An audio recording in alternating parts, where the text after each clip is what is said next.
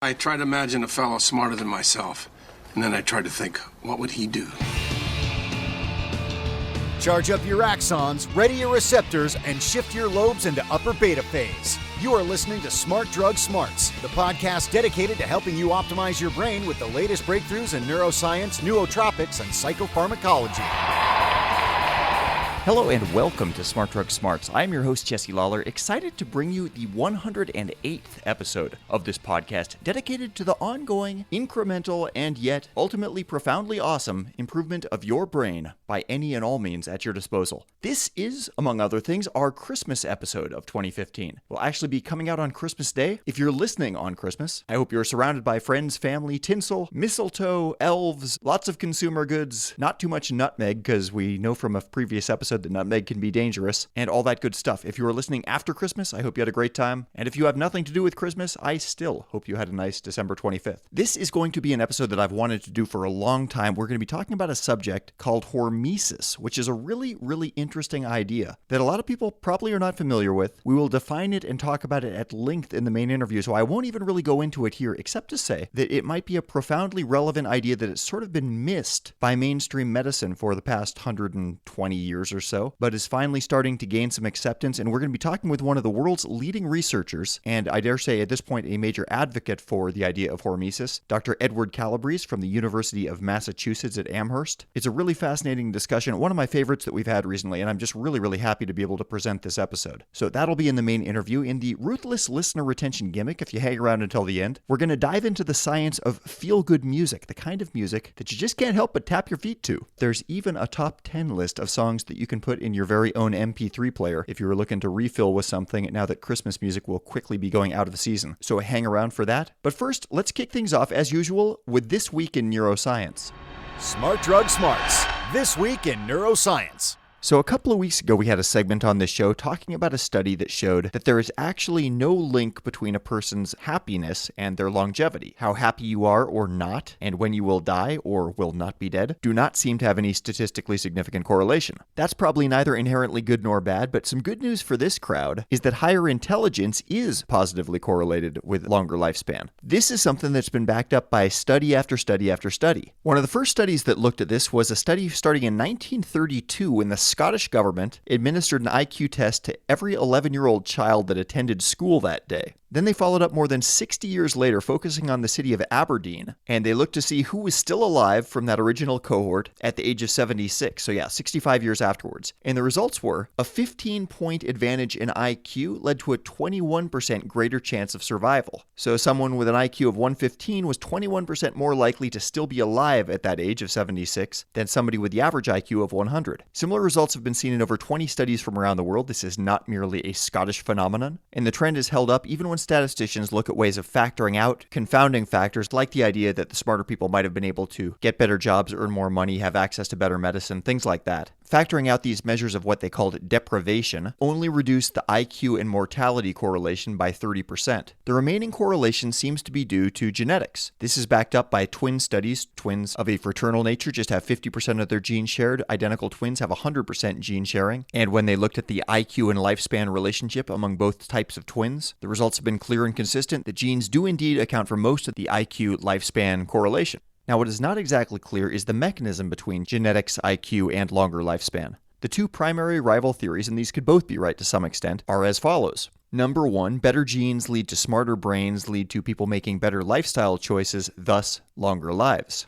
Number two is that better genes lead to better brains, better constructed brains, thus a higher IQ. But these better genes also lead to better overall physiological health, thus a longer lifespan. And it's just better overall health, not necessarily the choices that a person is making with their healthier brain, that leads to the longer lifespan. While these aren't mutually exclusive ideas, the interesting thing about the second one is that if that were true, that would mean that intelligence could be used as sort of a biomarker for mortality risk, which opens some interesting moral questions. If two people had the same physiological risk factors, but one of them were significantly smarter, would a doctor then say, you're pretty smart, you're probably fine, nothing to worry about, go home, but maybe the dumber of the two might get paid a little closer attention? But either way, pretty good news for everybody listening to this podcast. I have no doubt you're somewhere out on the far right end of that bell-shaped curve for IQ, and that bodes well for your longevity.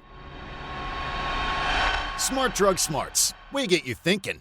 We got a lot of feedback from the episode a couple of weeks ago about synesthesia, the combinatorial processing of various sensory input streams. I posed a question towards the end of that episode, wondering if animals have synesthesia, wondering if non-human animals. Yes, I am aware humans are animals. Somebody did point that out, and I was not technically rigorous in my description. But we actually got a link to a short audio podcast clip from the president of the American Synesthesia Association, who addressed that very question about animal synesthesia. And if you're curious about that, we will put that link in the show notes for this show, episode number 108. So you can check that out at smartdrugsmarts.com/108. Other things I goofed up on. This has been something that has plagued me my entire life. I always mess up the definition of jealousy versus envy versus covetousness. And I said that I am jealous of people with synesthesia. That is not correct. That is the wrong use of the word jealousy. In fact, I should have said I am envious of those people. And I apologize for my messy use of language. I hope I am not leading you and your children astray. I will try to do better in the future, but most importantly, thank you to those who called me out on that. I have a profoundly strong belief in proper communication, and it's nice to have people smack me around a little bit when I goof up. Speaking of communications, if you enjoy Smart Drug Smarts in our audio format, then I will warmly invite you to start off your 2016 by signing up for our newsletter, The Brain Breakfast, that we publish about once a week. It's got neuroscience news from around the web. It's got ruminations on our latest podcast topics and guests, and a veritable cognitive smorgasbord that varies from week to week, but we try to keep it interesting. So if you want to blow up your brain just a little bit more, head on over to smartdrugsmarts.com/newsletter and get yourself signed up. And if you're looking for something that's a little bit less literary, a little bit more chemical, you would like some nootropics in your system during 2016, I don't blame you. I feel the same way. And it just so happens that we've got over at axonlabs.io the couple of stacks that we introduced this past year. Nexus, our cognitive stack. You've heard me talk about it before. Based around aniracetam. It's got several different compounds in there. All of them good for the workings of your brain. Something that I use almost every day myself. And we've also got our mitochondrial stack, mitogen, which is a big physical boost as well as having cognitive benefits thanks to compounds like sulbuthiamine, which are in there, which sort of do a double duty between overall physiological benefits as well as helping out your brain. Check those out over at axonlabs.io. But now let's scoot along to the heart of the episode,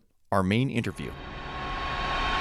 Smart Drug Smarts. Okay, so like I said, I'm really excited about presenting this interview. I thought this was a fascinating conversation, and I think hormesis is a really important topic. So to dive into what hormesis is quickly, hormesis is a word to describe the somewhat counterintuitive idea that something that can be harmful in large doses can in fact be beneficial in small doses. So that oftentimes a dose-response curve for a given thing, this could be anything from a pharmaceutical to something like radiation or sunlight or electromagnetism, doesn't just go from nothing to bad to worse in a straight linear relationship, but can in fact go from nothing to a slightly beneficial state, then dip back across the break-even line before going to a negative state when large doses of whatever it is that we're talking about are applied. This is the basic idea of hormesis. It is seen in lots of different spots within biology, and we're going to be talking all about it during the coming conversation. There will be a lot of talk about dose-response curves. It may be useful to look at a couple of charts that we'll put on the website if you want to follow along, but you may not need to. I'm going to be talking with Professor Edward J. Calabrese from the Department of Environmental Health Sciences at the University of Massachusetts Amherst. He specializes in toxicology, risk assessment, environmental health, and not surprisingly, dose response and hormesis. By the way, two quick things worth noting. One, this conversation owes a major debt of gratitude to Dr. James Giordano, Smart Drug Smarts alumnus. He made the introduction to Dr. Calabrese and is the reason that we're getting to talk here. And the other thing is, if you get a chance, check out a picture of Dr. Calabrese.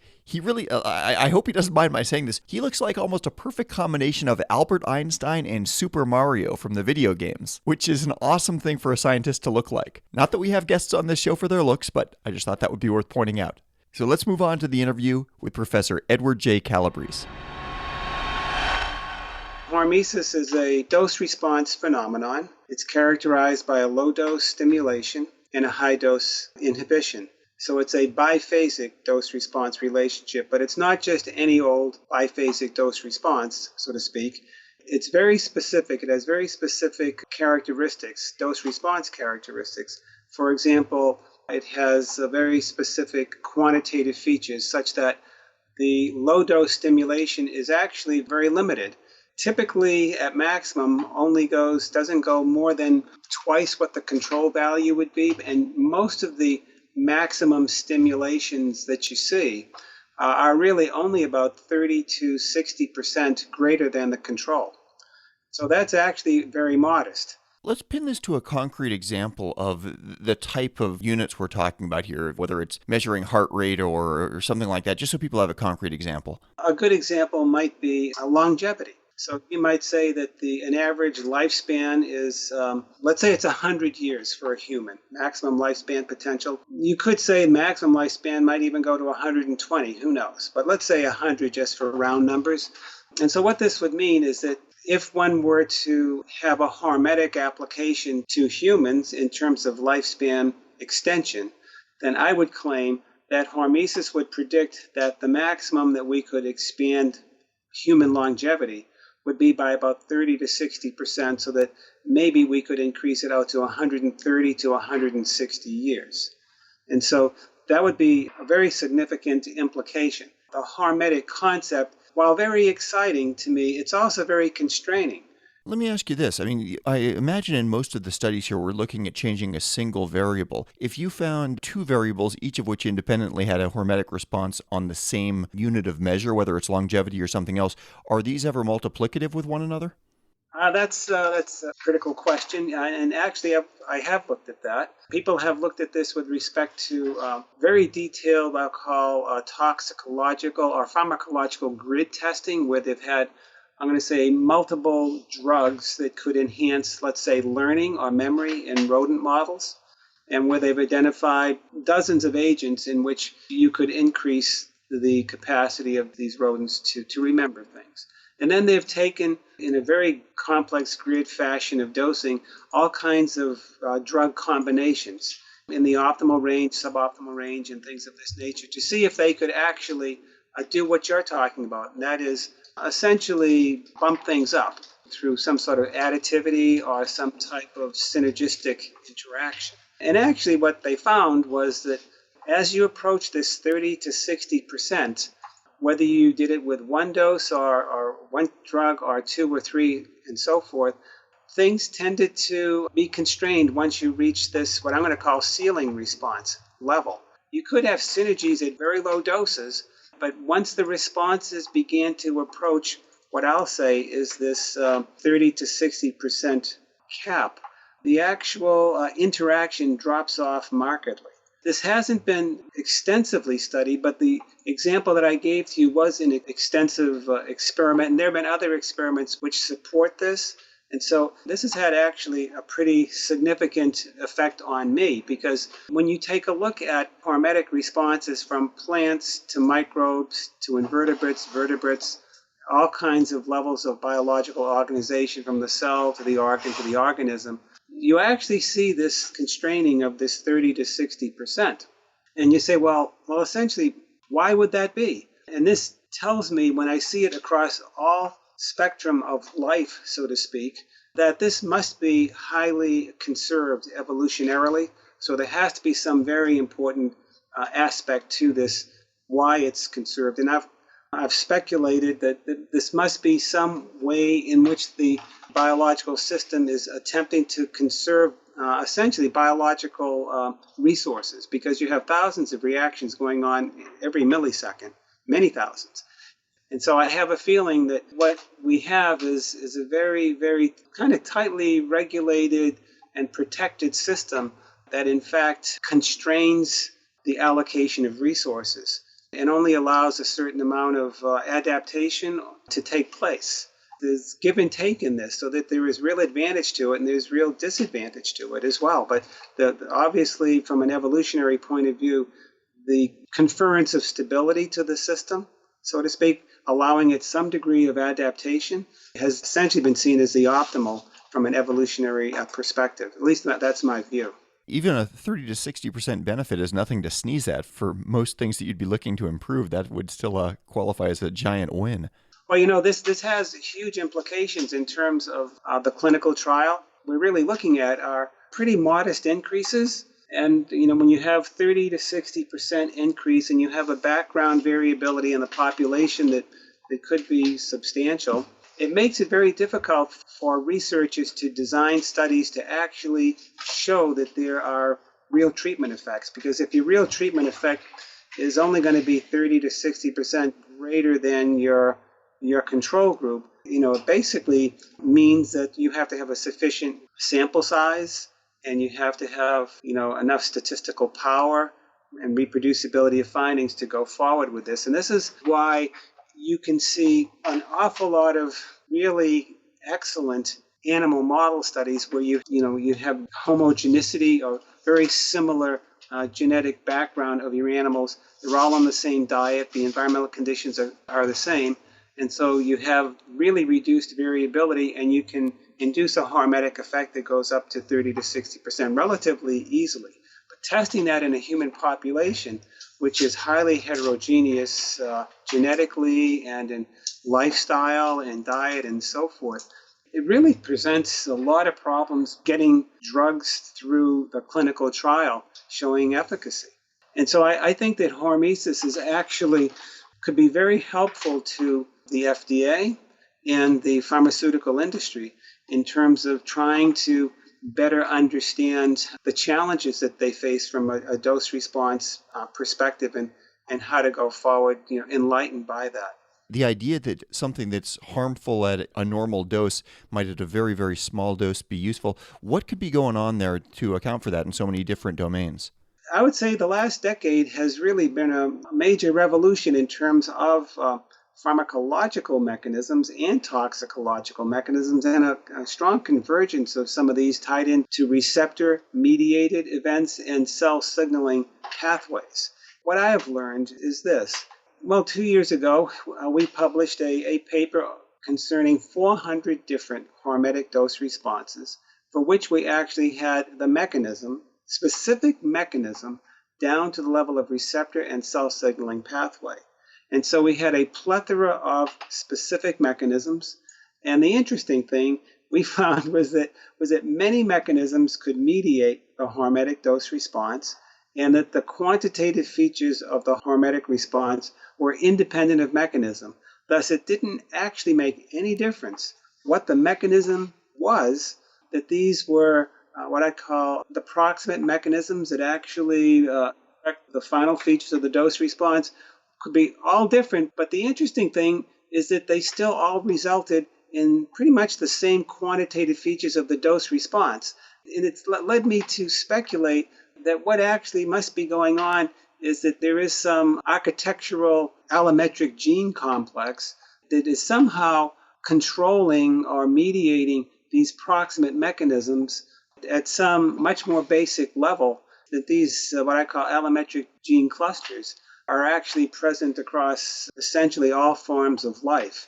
What's going on in a nerve cell or a heart cell or a plant leaf or plant root or a bacteria, fungus, they all act actually the same in terms of this type of thing. And the interesting thing is that this is so fundamental to life, and yet it's like this somehow was missed by the finest minds of the 20th century. I mean, how is this possible? And yet, actually, it's what happened. How does this relate? Does it relate, or is it sometimes conflated with the idea of homeopathy? Because on its face, they sound like similar concepts. In my opinion, and I've spent a lot of time on trying to unravel the history of the dose response. And actually, it all starts with the conflict between what I'm going to call traditional medicine, that's which we live with today, and homeopathy. If you go back into the mid-1800s, there was a profound battle going on between the adherents of what we'll call traditional medicine, even though it might have been more heroic medicine back in the 1850s, and homeopathy. And it wasn't necessarily clear who was going to become the winner in this economic and cultural battle over healthcare. And in effect, dose response wasn't on the, you might say, the screen back in the 1850s. But in the 1880s, a traditionally trained physician who had a good contextual knowledge of homeopathy by the name of Hugo Schultz in northern Germany did a series of studies in which he was trying to look at the effects of various chemical disinfectants on the growth, metabolism, survival of the common baker's yeast. And essentially, he was really trying to come up with an improved disinfectant that somebody like Joseph Lister could use in his aseptic surgery that was becoming the rage over in Europe at the time. And essentially, what Hugo Schultz found, to his great surprise, was that at low doses, all these disinfectants actually enhanced the growth and vitality of these yeast. And at high doses, they were very harmful, inhibitory, etc. And he thought that he had done something wrong in the experiments. And so he wasn't sure what, but he kept repeating, approaching it one way or another way. And he kept coming up with the same basic finding that there was this low dose stimulation, high dose inhibition. And it was a solid finding. And so he then went to the very famous microbiologist, Robert Koch, of Koch's postulates, who was not too far away from where he was. And Koch had just identified the bacterium that caused the human gastroenteritis. So Schultz got the bacterium, went back to his laboratory, took Veratrin from the homeopathic people, and wanted to see if the Veratrin would actually kill the bacteria when grown in culture. And when he did, he found that the Veratrin did not affect it at all. He kept increasing the dose higher and higher and higher. It had no effect on it at all. Now, to me, that would have been a clear sign that, well, maybe the homeopathic finding was wrong, because it surely should have killed this bacteria, I would have thought. But Schultz didn't come to that conclusion. He was confused, but then he interacted with a guy by the name of Rudolf Arndt of his same institution at the University of Greifswald. And they came to this revolutionary conclusion that would change the fate of dose-response modeling to the present time and screw up the hormesis issue that we're talking about. And that was, they concluded that this Veratrin actually was effective in curing these people, but it did it not by killing the bacterium, but by enhancing the adaptive capacity of the subject to resist the infection. And they referred back to the yeast data that something adaptive occurred at low doses. And through some sort of intuitive conceptual framework, they created this concept of a biphasic dose-response model, and then stated that they had discovered the explanatory principle of homeopathy. That is where it all went south, so to speak, for the Hormesis concept, biphasic dose responses, and in fact, the career of Hugo Schultz. Schultz made this proclamation, and almost overnight, he became marginalized by his colleagues at the medical school that he was at. He was ridiculed. He became basically a fair-haired boy for the people who were in the homeopathic area, but he became seen as an outcast, renegade opponent by those who would ultimately who were part of the traditional medicine thing. And so, as it turns out, traditional medicine at that point did not have a quote-unquote their own dose response. They would eventually migrate to accept the threshold dose response as theirs. In the short version, threshold dose response is essentially that nothing happens up into a certain point, at which point the effects take hold and the chart starts moving in a consistent direction. Yeah, that's correct. And that was ultimately challenged by researchers in the cancer area and the mutation area led by Professor Hermann Muller, who won the Nobel Prize in 1946 for demonstrating in 1927 for the very first time that radiation could induce mutation in the fruit fly. And this was really a significant finding. And he argued strongly that in fact, that this relationship was a linear dose response. And for the rest of the decade, the regulatory agencies in this country looked at all non-cancer effects as acting through a threshold, but all cancer effects acting through mutations that were linearly related to dose. And essentially, there's been a bimodal, so to speak, regulatory dose response framework that has gone forward in this country and the rest of the world. And it really left the biphasic dose response model totally behind. And it really was as a result of this conflict in the late aspects of the 19th century, first quarter or so of the 20th century, that really marginalized the biphasic dose response. And I believe that's why the scientific community actually missed this fundamental concept throughout the entire 20th century. It's actually an amazing thing, and it was really due, for the most part, to historical antipathies and economic intense battles between two political groups that were essentially medical entities fighting over economic control. And as collateral damage, there was Schultz and his dose-response relationship. And I have to say, I grew up in toxicology, always being taught threshold and linearity, and never taught this other thing. It didn't even exist. So let me ask this. In the studies that you've done and what you've seen, is the threshold model sometimes accurate on its face, or is every instance of that, if we looked at the hump at the other side, the pre-threshold line, would we actually see the biphasic hump on the other side of the curve where something is happening in the unexpected direction? When I got really, hot and bothered on the Hormesis thing, and I started realizing that this was actually real. And so I wanted to find if there was a way in which I could develop some methodology for model validation that I could apply to the hormetic dose response. And it was kind of a new concept for me. I wasn't sure what I was dealing with, but I felt model validation was really going to be very significant here. So I said, since I've never done this before, I said, well, okay, I've been living with this threshold model my whole professional life, and that's the most stable of the models, so to speak.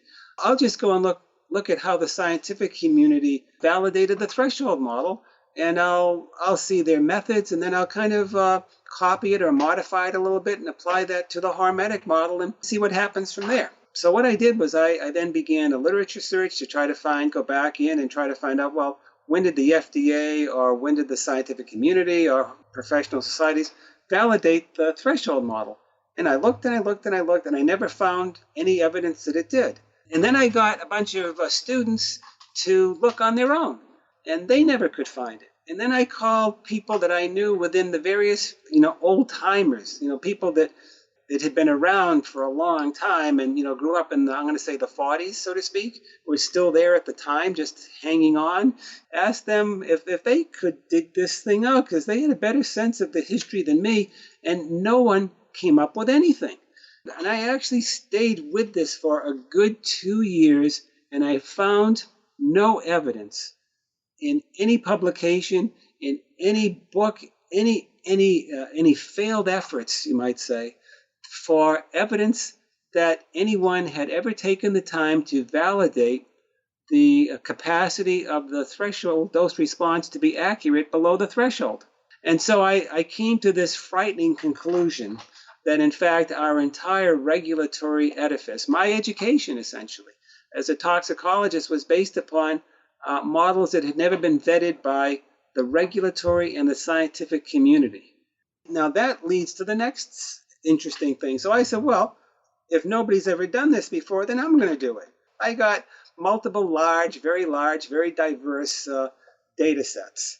And we developed a priori entry and evaluative criteria so that we could do our own validation. We would take these data sets and we would say which model, the linear model, the threshold model, or the hormetic model, which ones made the best predictions in the low dose zone. This was going to be our attempt at model validation. So we ran these. I got a nice team of biostatisticians and others around me to help. And lo and behold, what we found was that the only dose response model that actually was consistently excellent in its predictions of effects in the low dose zone was the hormetic dose response model. The other two actually were flops. We've been talking the high-level science end of things. My audience is probably going to kill me for not having asked about specifically brains and cognition and what people can do within their own lives to apply some of these ideas. I have been focused for the last 3 years on a phenomenon called preconditioning. Preconditioning is when you stress a system. You can stress it chemically, you can stress it physically, you can stress it mechanically. And that stress, if it's not too great, if it's a modest stress, upregulates adaptive responses, and it protects you against it can protect you against a subsequent challenge if it's within the right time window. So we call that preconditioning. This was really discovered back in the mid-1980s in a biomedical sense, when investigators observed that mild hypoxic stress to the heart protected laboratory animals from many of the adverse effects from the induction of a myocardial infarction. Now, the interesting thing here is that with preconditioning, you have conditioning doses, little tiny doses that you might say that protect against the subsequent dose. if you do a dose-response relationship, you find that these preconditioning doses actually follow a hormetic dose response. They are an inverted U dose response or a J dose response that we study. So preconditioning responses is actually another manifestation of hormesis. It sounds like there's so many parallels to the idea of physical exercise, where exercise is actually creating these micro tears in your muscles, but that causes the stronger buildup afterwards as long as you've got the proper nutrition for it. When you take a look at preconditioning, the interesting things is that when you look at animal models, in most animal models that have studied aging animal models, the preconditioning benefit really can drop off tremendously. And so when people reach, let's say, an animal equivalent of 65 years of age and above, this function to protect against a heart attack or a stroke can really disappear just at the age in which you need it. And so there are different preconditioning pathways that are degraded with age, but there are some that seem to be less degraded with age. Some of these relate to dietary factors or exercise factors. And this is a readily developing area, and especially in preconditioning is really drops off when you have comorbidities such as, obesity and atherosclerosis. I've kind of speculated on life with hormesis, and there's very little life without hormesis. It's one of these adaptive responses that you actually need to live. Last question for you. Gandhi famously said, first they ignore you, then they laugh at you, then they fight you, then you win. Where would you say hormesis is along that trajectory now? Well, let's put it this way. We're a long way, because in the good old days, I couldn't get funding. I couldn't get invited to conferences. Nobody believed what you're doing, and now we're in all the major textbooks. You won't believe this, but in June 25th, I think, of this year, the Nuclear Regulatory Commission in this country, to my great surprise, proposed that they, for the general public, the possibility of changing from a linear dose response for cancer risk assessment to an hormetic dose response. And they asked comments of the public, and then the comment period went from June 24th until November 19th. And I said, wow. I said, I never thought that would ever happen in my lifetime. Now, I don't know what their decision will finally be, but this shows the progress that has been made over the last 25 years. It's really nothing short of phenomenal. And also, in the 1980s, there were 10 to 12 citations per year in the Web of Science, big database. This year, it'll cross 7,000. And so it's gone from 10 to 7,000. And I'm kind of seeing the many different signs that this entity is just growing in interest and in influence, and it's going to just get stronger. It's good. Smart Drug Smarts. So thank you very, very much to Dr. Calabrese for that long and super interesting conversation. He was very, very giving with his time. In fact, we spoke right before the holidays, and he pretty much made it clear he was willing to do phone calls on weekends, at night, whatever. Sounds like a guy very much in love with his work, and clearly I think he's making a difference, changing and challenging a lot of the long-standing belief structures within medicine. One of the books that's actually on my reading list, I'm hoping to get to in the next month or two, is a book called The Structure of Scientific Revolutions. It's a fairly famous science book by philosopher Thomas Kuhn from the 1960s, talking about big changes in scientific thinking, how those happen, what makes them possible, and how politics and consensus and things like that within scientific circles need to be altered to make room for new ideas. I'm looking forward to giving that book a read and then kind of looking back at this conversation that we just had and thinking about where this idea of hormesis is within that partial paradigm shift. As usual, if you got any thoughts, I would love to hear your thoughts on this. Drop an email or visit the website, smartdrugsmarts.com/108, and leave a comment. But now let's move on to the ruthless listener retention gimmick. Smart Drug Smarts, ruthless listener retention gimmick. So in last week's episode, we talked with the guys from brain.fm, and afterwards I mentioned that I've got sort of a bunch of playlists that I've created on my own computer to get me in all sorts of different moods. I've got sleepy playlists and relaxo playlists, and of course, kind of zone in and put the blinders on music that I use when I'm wanting to lock myself into some deep work time and feel really energized. And I mean, I used to burn myself CDs back when CDs were used. Now I've got the MP3 list. I probably imagine that a lot of you listening have have something similar. And we've all kind of got the intuition that music does this stuff for us. It does alter our moods. But that doesn't answer the question of why and why different kinds of music seem to get us into different states. And that question was bothering a Dutch neuroscientist and a British consumer electronics brand named Alba. And Alba took it upon themselves to survey over 2,000 adults in the United Kingdom on whether they used music to uplift their mood and which feel-good songs they preferred. Then they took some winners from that list and gave them to neuroscientist Jacob Jolich at the University of Groningen, who applied statistical methods to see what characteristics of these songs were common elements that seemed to define the ultimate musical recipe for a feel-good tune. Music can be deconstructed mathematically. You've got things like tempos and pitches and harmonies and major and minor chords. And that is what Jolich did. He was looking at a database of 126 of the most popular feel-good songs over the last 5 decades. And he wound up coming up with a mathematical model for the type of song that people consider to be the ultimate feel-good music. His final equation, he of course gave an acronym, FGI, for the feel-good index, which is basically made up of 3 things. It's a sum of all positive references in the song's lyrics, then the song's tempo in beats per minute, which ideally for the perfect feel-good song is around 150, which is about 40% higher than your average pop song, and a major third musical key was also part of this winning formula. Neuroscience has not yet told us why major chords tend to make people happy and minor chords seem to make people sad, but that does seem to be the case. Songs' tempo excite the motor cortex, so faster tempo music makes you want to move. Positive emotions combined with wanting to move can make you want to get up and dance. Happy lyrics being associated with happy music probably comes as no surprise. But now the question is, what are the winning songs? What has this magic mix of elements that is bound to make your average person happy? Before we answer that question, it's worth getting Jolich's opinion on the value of our own personal favorite songs for hitting different emotional notes with ourselves. Says Jolich, I can come up with this feel-good formula and give you the perfect feel-good song, but it does not take into account the associations that you have with the song. It can't predict your feel-good song, but what I can predict is what song on average 1,000 people would say is their favorite.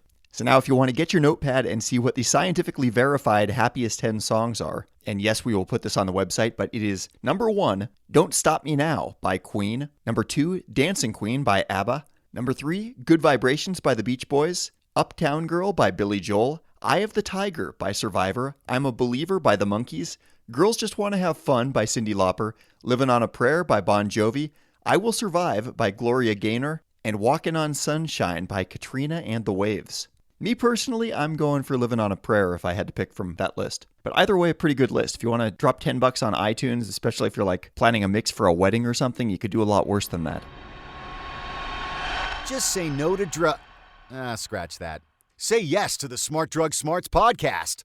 Join our mailing list at www.smartdrugsmarts.com. You heard it. That is the entire episode, number 108, coming to an end. That's our very last episode for 2015. A week from now, it will be the new year. So, we'll have another holiday episode coming at you next week. Same time, same podcast, yada, yada, yada. The show notes for this episode will be online at smartdrugsmarts.com/108, including everything that we talked about here. And I would just like to thank everybody for having made 2015 by far the biggest year in the history of Smart Drug Smarts. More listeners, more downloads, more episodes, more everything.